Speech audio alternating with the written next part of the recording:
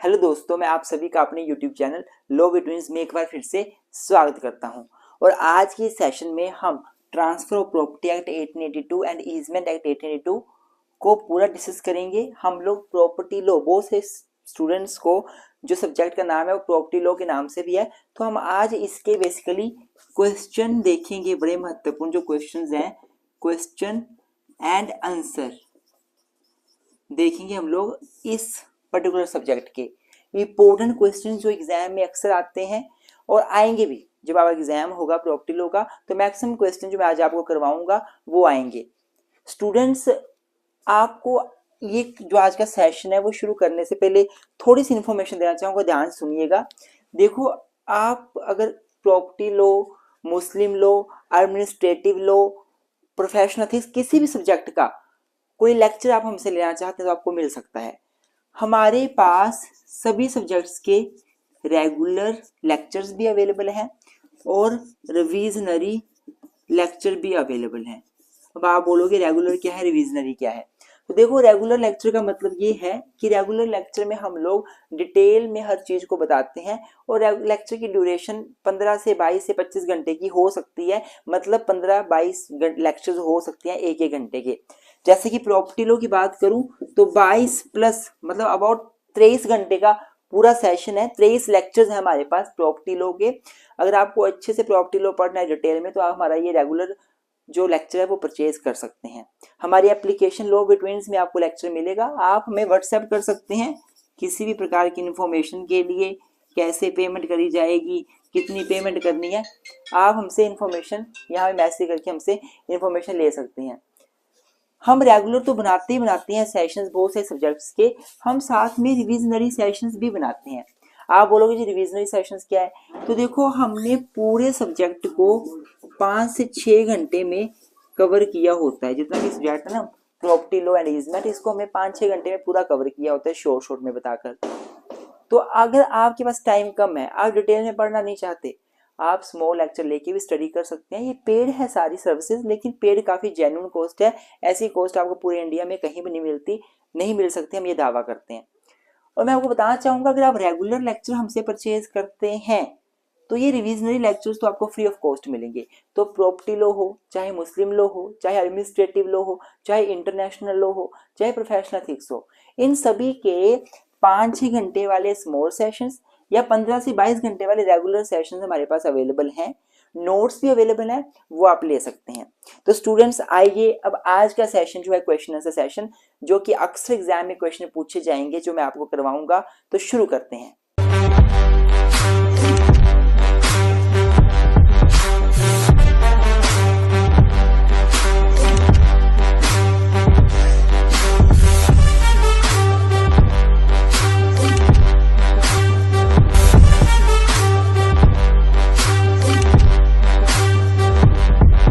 तो स्टूडेंट, सबसे पहला जो क्वेश्चन बड़ा ही महत्वपूर्ण क्वेश्चन है, पेपर में अक्सर आता है और आया भी है बहुत बार, वो है हमारा constructive notice. Constructive notice, constructive notice. देखो स्टूडेंट्स, कंस्ट्रक्टिव नोटिस क्या है, इसमें मेन पॉइंट्स क्या है, इसको समझने से पहले हमें ये टर्म नोटिस पढ़नी पड़ेगी। नोटिस टर्म क्या है? अगर मैं नोटिस टर्म की बात करूं तो section 3 of transfer of property act 1882 ये बात करता है नोटिस की। सेक्शन 3 में बहुत सी डेफिनेशंस दी हुई हैं नोटिस की, एक्शनेबल क्लेम की, उसके बाद मूवेबल प्रॉपर्टी, इमूवेबल प्रॉपर्टी, बहुत सी डेफिनेशंस वहां पर है। एक डेफिनेशन नोटिस है। नोटिस होता क्या है? नोटिस का जनरल सा मतलब होता है, नोटिस मीन्स इंफॉर्मेशन। नोटिस का मतलब है information about some fact, about some fact. अगर मैं बोलूं कि इस पर्सन को किसी चीज का नोटिस है, इसका मतलब इस पर्सन को इस पर्टिकुलर चीज की इंफॉर्मेशन है। If I am saying that you have a notice of a thing, it means you have information of that particular thing. तो नोटिस का मतलब होता है information of a fact. If a person is having the notice of a thing, it means he is having the information about that thing. तो students, notice ये बड़ा ही महत्वपूर्ण role play करता है। देखो, अगर मान लो किसी व्यक्ति को किसी चीज का नोटिस है और वो कुछ काम कर रहा है, उसको नोटिस है पर फिर भी वो कुछ एक्ट कर रहा है, फॉर एग्जाम्पल मान लो एक व्यक्ति है, ध्यान सुनो मेरी बात, मान लो एक व्यक्ति ए है, वो एक लैंड का टुकड़ा बेच रहा है। ए एक लैंड का टुकड़ा बेच रहा है किसको? बी को। ए बी को एक लैंड का टुकड़ा बेच रहा है। बी को पता है कि जो लैंड का टुकड़ा मुझे ए बेच रहा है उस लैंड पर तो सी ने कब्जा किया हुआ है, उस लैंड पर तो सी रहता है। ए मुझे ये लैंड बेच रहा है, बी को पता है कि उस पे सी रहता है, और बी ये जानते हुए ए से लैंड ले लेता है और पैसे पे कर देता है। कल को सी कोर्ट में आ जाता है कि भाई ऑनर तो मैं हूं, मैं लैंड के कब्जे में हूं, मैं ऑनर हूं। ए कौन होता है? मेरी लैंड बेचने वाला आपको, और आप अब मेरे पास क्यों आ रहे हैं मेरी पोजीशन खत्म खाली करवाने के लिए? अब यहाँ पर बी को नुकसान हो जाएगा, क्योंकि B was having the notice of this fact that C is in the possession of land, और अगर सी पोजेशन ऑफ लैंड में है तो बी को चाहिए था वो सी से जाके बात करता कि भाई मैं ये लैंड खरीदना चाहता हूँ, आपके कब्जे में ये लैंड कैसे है, आप यहाँ पे क्यों रह रहे हो, ये जो लैंड है वो मैं खरीदना चाहता हूँ ए से, ए इसका ओनर है। फिर आप क्या कर रहे हो? बी इंक्वायरी करता। बी ने इंक्वायरी नहीं करी, मतलब बी जो है उसको पता है कि सी, हम ये मानेंगे बी को नोटिस है इस चीज का कि सी का इस लैंड पे कुछ ना कुछ राइट है।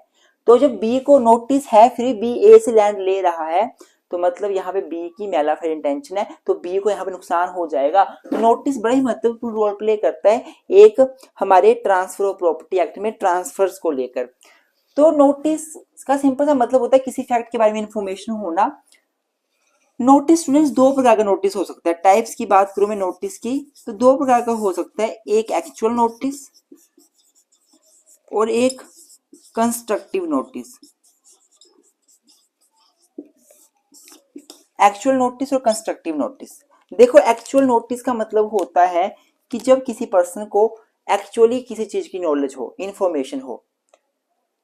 मान लो ये लैंड जो है, ये जो पर्टिकुलर लैंड है, जो लैंड मैं बोल रहा हूं आपको, इस लैंड पर फॉर एग्जांपल सी का कब्जा है और बी को एक्चुअल में पता है कि सी इसका ऑनर है, तो B is having the actual knowledge of the thing.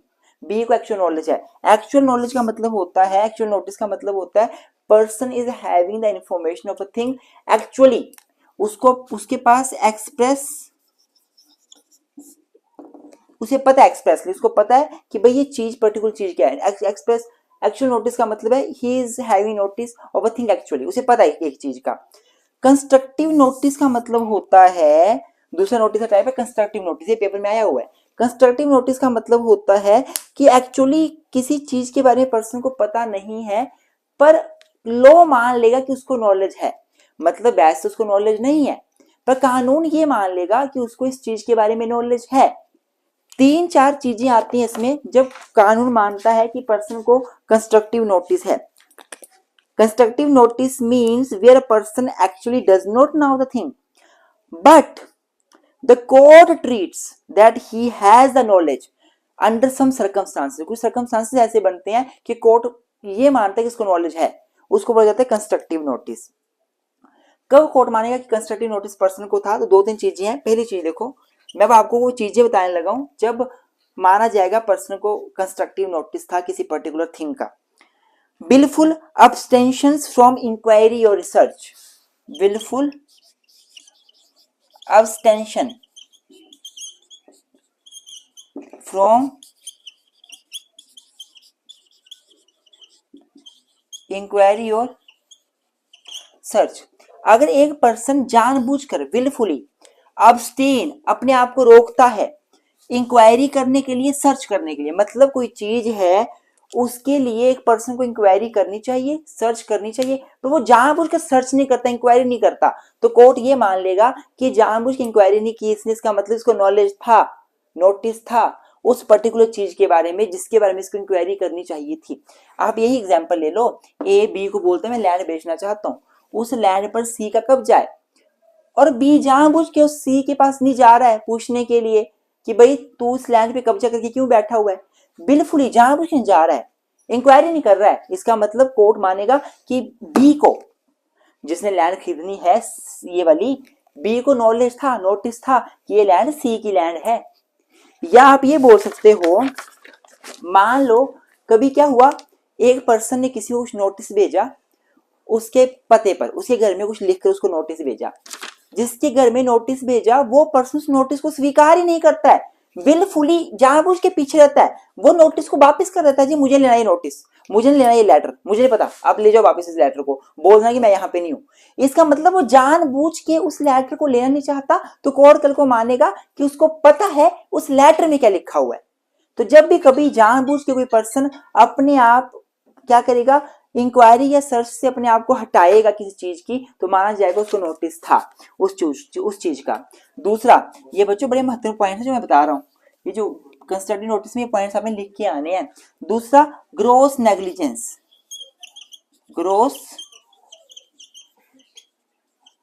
Gross negligence. अगर मान लो कोई पर्सन बहुत बड़ी नेग्लिजेंस करे, बहुत बड़ी ग्रोस नेग्लिजेंस करे, तो माना जाएगा कि उस पर्सन को उस चीज का नोटिस था। इसी में देख लो आप, फॉर एग्जांपल इस केस में क्या हुआ, इस केस में ए जो है वो बी को लैंड बेचना चाहता है, सी यहाँ पे ऑलरेडी लैंड की पोजेशन में है, बी जाके इतनी बड़ी नेग्लिजेंस करता है कि वो जाके देखता नहीं है लैंड के ऊपर टाइटल किसका है, वो देखता नहीं है सी लैंड पे क्यों बैठा हुआ है, क्या रीजन है सी का लैंड के ऊपर कब्जा करने का। अगर ए बोल रहा है ये मेरी लैंड है, तो जब ग्रोस नेग्लिजेंस करी जाएगी तो कोर्ट मानेगा कि पर्सन को नोटिस है, एक्चुअल में उस चीज का नोटिस है, मतलब यहां माना जाएगा कि बी को नोटिस है, सी इसका ऑनर है। ये ग्रोस नेग्लिजेंस लिखो है बच्चों, आपको यहाँ दिखे तो आप इसको ठीक कर लें। जो तीसरा जो पॉइंट है हमारा, तीसरा पॉइंट यहां लिख रहा हूं मैं, तीसरा पॉइंट है registration as notice. Registration as notice, जब कभी किसी चीज की रजिस्ट्रेशन हो जाती है, रजिस्ट्रेशन मतलब रजिस्ट्रार के पास जाकर उस डॉक्यूमेंट को रजिस्टर करवा दिया, जब रजिस्ट्रेशन हो जाती है तो वो डॉक्यूमेंट पब्लिक डॉक्यूमेंट बन जाता है, और जब वो पब्लिक डॉक्यूमेंट बन जाता है तो हर व्यक्ति के लिए बिल्कुल इजी होता है कि वो जाकर फीस पे करके वो डॉक्यूमेंट लेकर इंस्पेक्शन कर सकता है। अब मान लो किसी चीज की रजिस्ट्रेशन हो गई है, तो जो पर्सन उस चीज के साथ डील करना चाहता है उसकी ड्यूटी है कि वो पैसा पे करके वो रजिस्ट्री निकाले, उसकी पूरी प्रॉपर इंस्पेक्शन करे। और अगर पर्सन जानबूझ के उस रजिस्टर्ड डॉक्यूमेंट को इंस्पेक्ट नहीं करता तो हम मानेंगे उसको नॉलेज था, नोटिस था कि डॉक्यूमेंट में क्या लिखा हुआ है। अगर एक बार रजिस्ट्रेशन होगी किसी डॉक्यूमेंट की तो वो रजिस्ट्रेशन नोटिस का काम करती है। आई होप आपको समझ आ रहा होगा मैं क्या बोलना चाहता हूं। अगर एक बार रजिस्ट्रेशन होगी किसी डॉक्यूमेंट की तो वो नोटिस का काम करती है। अगर किसी डॉक्यूमेंट को रजिस्टर करवा दिया गया तो वो पब्लिक डॉक्यूमेंट बन जाएगा, कोई भी जाके पैसा पे करके उसकी कॉपी निकाल के उसकी इंस्पेक्शन कर सकता है। रजिस्ट्रेशन है डॉक्यूमेंट की, फिर भी अगर आप इंस्पेक्शन नहीं कर रहे तो मतलब आपको फिर हम मानेंगे पता है कि उस रजिस्ट्रेशन में क्या लिखा हुआ है डॉक्यूमेंट में, तो यहाँ भी कंस्ट्रक्टिव नोटिस बन जाएगा। देखो स्टूडेंट, ये जो ग्रोस नेग्लिजेंस था ना, इसका बड़ा महत्वपूर्ण केस है, मैं दिमाग में आगे मैं बता देता हूँ। केस का नाम है Lloyd bank limited versus PE Gujdar. Lloyd, थोड़ा साफ कर देता हूँ यहाँ पे मैं,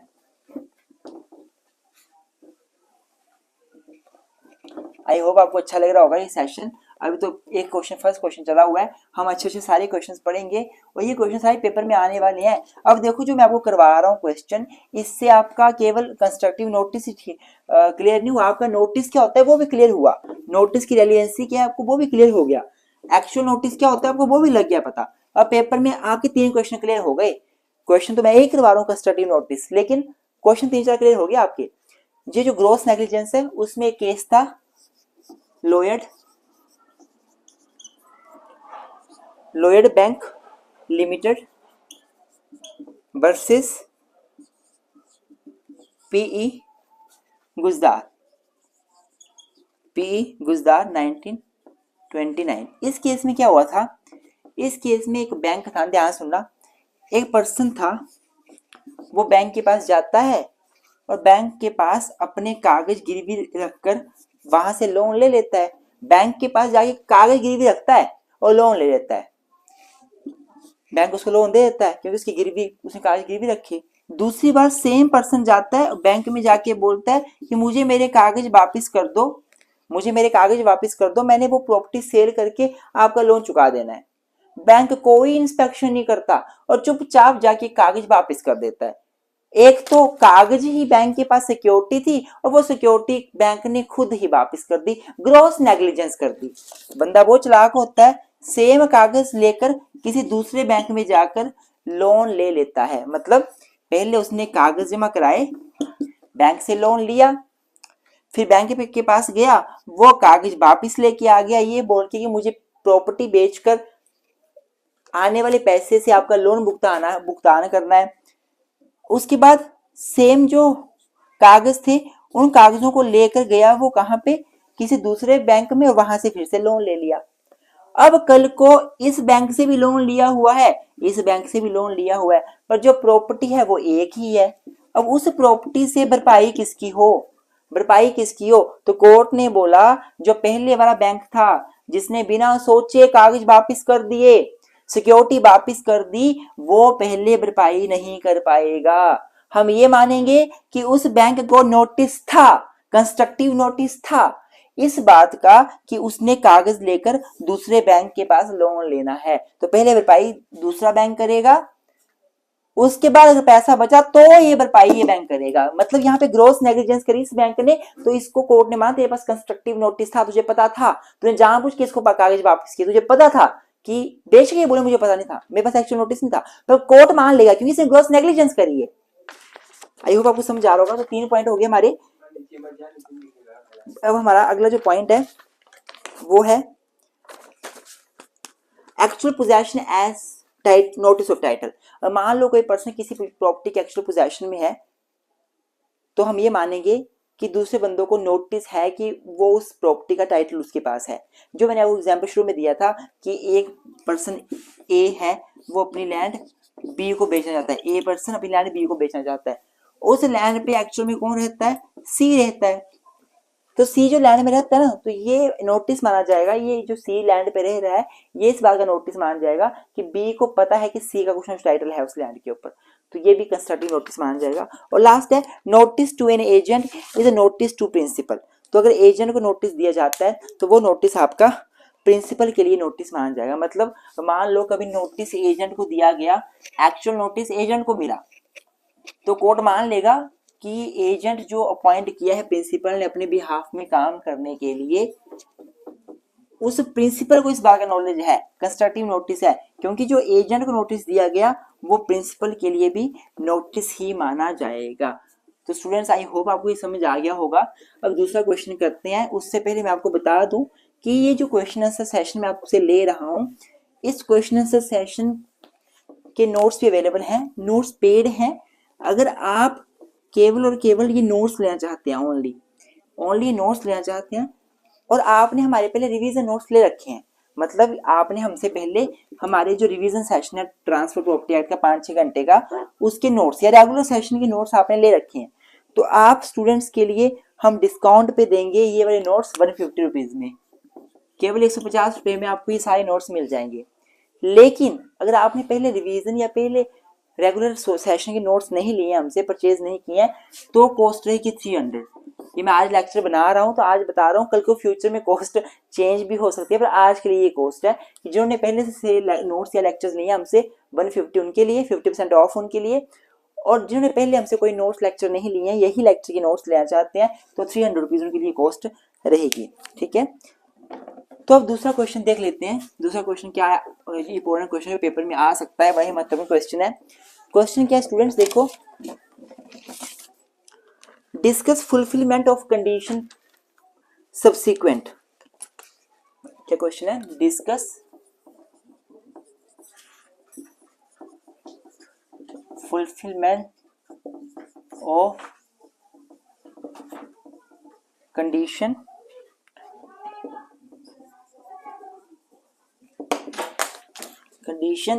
subsequent।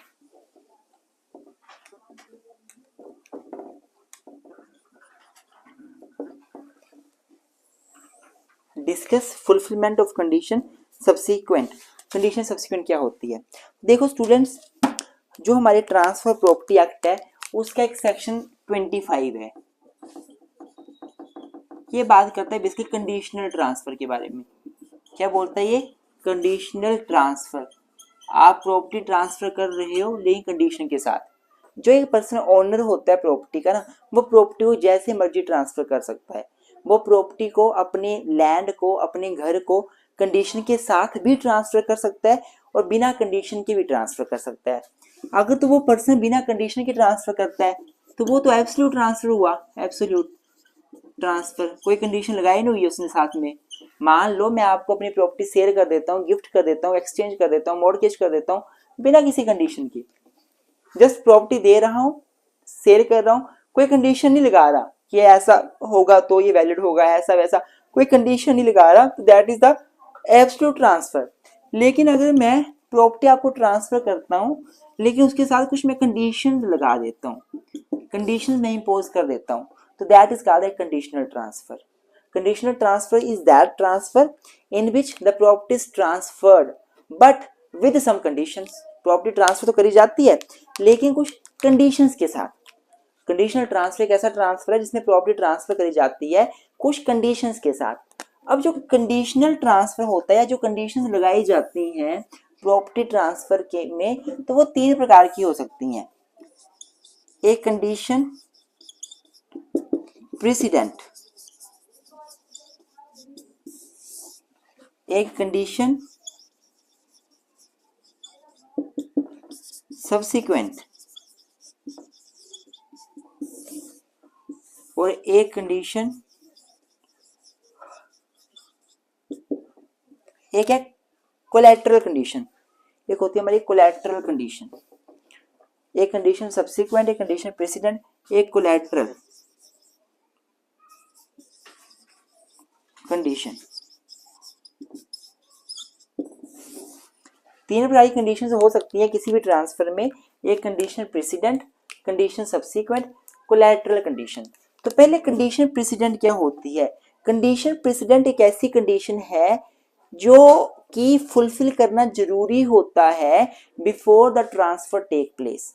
ट्रांसफर तभी होगा जब वो कंडीशन पूरी हो जाएगी। फॉर एग्जाम्पल, अगर एक व्यक्ति दूसरे को कोई प्रॉपर्टी गिफ्ट करता है और कंडीशन लगाता है कि ये गिफ्ट तब वैलिड होगा जब तुम 22 साल के हो जाओगे या जब तुम अपनी ग्रेजुएशन में 70% मार्क्स लाओगे, तो ये कंडीशन प्रेसिडेंट है। कंडीशन लगाई है ट्रांसफर से पहले, ये कंडीशन वैलिड होगा तब ट्रांसफर वैलिड होगा। अगर कंडीशन फुलफिल नहीं किया गया तो ट्रांसफर वैलिड नहीं माना जाएगा। लेकिन दूसरा जो कंडीशन होती है वो होती है कंडीशन सब्सिक्वेंट। कंडीशन लगाई है बाद में फॉलो करनी पड़ेगी उस ट्रांसफर की वैलिड रहने के लिए। बंदा प्रॉपर्टी ट्रांसफर कर रहा है, अभी ही ट्रांसफर कर रहा है प्रॉपर्टी, लेकिन वो प्रॉपर्टी ट्रांसफर कर रहा है वो फर्दर फ्यूचर के लिए वैलिड तब रहेगा, फ्यूचर के लिए वैलिड तब रहेगा जब वो कंडीशन पूरी हो जाएगी। फॉर एग्जाम्पल, मान लो एक पर्सन ए जो है वो बी को एक प्रॉपर्टी ट्रांसफर कर देता है और वो प्रॉपर्टी ट्रांसफर करने के साथ एक कंडीशन लगा देता है कि ये प्रॉपर्टी तुम्हें तब वैलिडली ट्रांसफर होगी अगर तुमने, ये जो प्रॉपर्टी है वो तब वैलिडली ट्रांसफर रहेगी अगर तुम 3 साल के अंदर अंदर इंग्लैंड चले गए, और अगर तुम 3 साल के अंदर इंग्लैंड नहीं गए तो ये डीड वाइड बन जाएगी। मतलब एक बंदे ने कंडीशन लगाई कि मैं तुम्हें प्रॉपर्टी गिफ्ट कर रहा हूं, ये प्रॉपर्टी वैलिड तभी रहेगा गिफ्ट अगर तुम 3 साल के अंदर अंदर इंग्लैंड चले गए, और अगर इंडिया में रहे 3 साल के अंदर अंदर तो ये फिर गिफ्ट वाइड हो जाएगा। तो this is condition subsequent. Transfer आज हो गया, उस ट्रांसफर को वैलिड रखने के लिए कंडीशन बाद में लगा दी गई। इसमें कंडीशन पहले लगाई गई, वो पूरी होगी तब ट्रांसफर होगा। इसमें स्टूडेंट्स लाइट चली गई थी, अभी भी लाइट गई है, इसको कंप्लीट करते हैं क्वेश्चन को, फिर नया क्वेश्चन नए सर के साथ शुरू करेंगे, नए जब लाइट आएगी। तो सब्सिक्वेंट कंडीशन मतलब ट्रांसफर के बाद जो फॉलो करनी पड़ती है उस ट्रांसफर को वैलिड रखने के लिए। कोलैटरल कंडीशन तीसरी प्रकार की कंडीशन होती है जो साइड बाय साइड फुलफिल करनी पड़ती है। मतलब मान लो एक पर्सन बोलता है दूसरे पर्सन को कि ये घर मैं तुम्हें लीज पर देता हूँ, जब तक तुम यहाँ रहोगे तुम्हें ये घर लीज पे मिलता रहेगा, जब तुमने यहाँ से ये एरिया छोड़ के कहीं दूसरी सिटी में गए तो ये लीज टर्मिनेट हो जाएगी। तो ये कोलैटरल कंडीशन है। जब तक एक बंदा जिसको लीज पे घर दिया गया है वो उस एरिया में रहेगा तो घर लीज पे उसे दिया जाएगा, वो लीज पे रहे उस पे। जैसे उसने उस एरिया से मूव ऑन किया कि दूसरे एरिया में गया तो वो लीज टर्मिनेट हो जाएगी। This is collateral condition. तो ये 3 बार कंडीशन होती है कंडीशनल ट्रांसफर। तो discuss fulfilment of condition subsequent.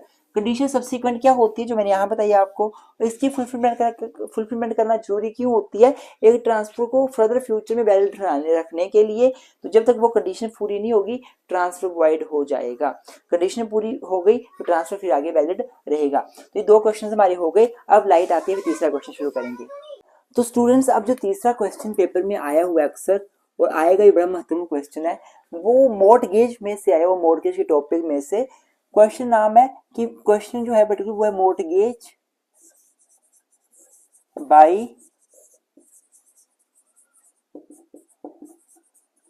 Conditional cell. Mortgage by conditional cell क्या होती है? देखो स्टूडेंट्स, अगर मैं मॉर्टगेज की बात करूं तो पहले हमें मॉर्टगेज का पता होना चाहिए मॉर्टगेज क्या चीज है, तभी हमें मॉर्टगेज बाय कंडीशनल सेल का पता चलेगा।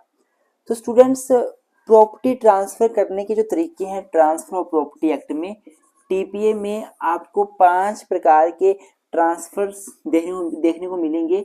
एक सेल, एक गिफ्ट, एक लीज, एक एक्सचेंज, एक मॉर्टगेज। ये 5 प्रकार के ट्रांसफर से transfer of property act deal करता है। तो जो मॉर्टगेज होती है, मॉर्टगेज में एक व्यक्ति दूसरे को प्रॉपर्टी का इंटरेस्ट ट्रांसफर करता है, प्रॉपर्टी की ओनरशिप ट्रांसफर नहीं करता, प्रॉपर्टी में कुछ इंटरेस्ट ट्रांसफर करता है। क्यों? For securing his loan. तो अपने लोन को सिक्योर करने के लिए, जब एक व्यक्ति दूसरे को कुछ प्रॉपर्टी देता है तो उसको हम क्या बोलते हैं? उसको मॉर्टगेज बोलते हैं। मान लो मेरी लैंड है, मैंने किसी को दे दी और उसके बदले में पैसा ले लिया। लैंड क्यों दी मैंने? गिरवी क्यों रखी लैंड मैंने? ताकि कल को मैं पैसे वापस ना करूं तो वो मेरी लैंड से रिकवरी कर ले, तो वो मॉर्टगेज होती है। मॉर्टगेज का मतलब ये होता है।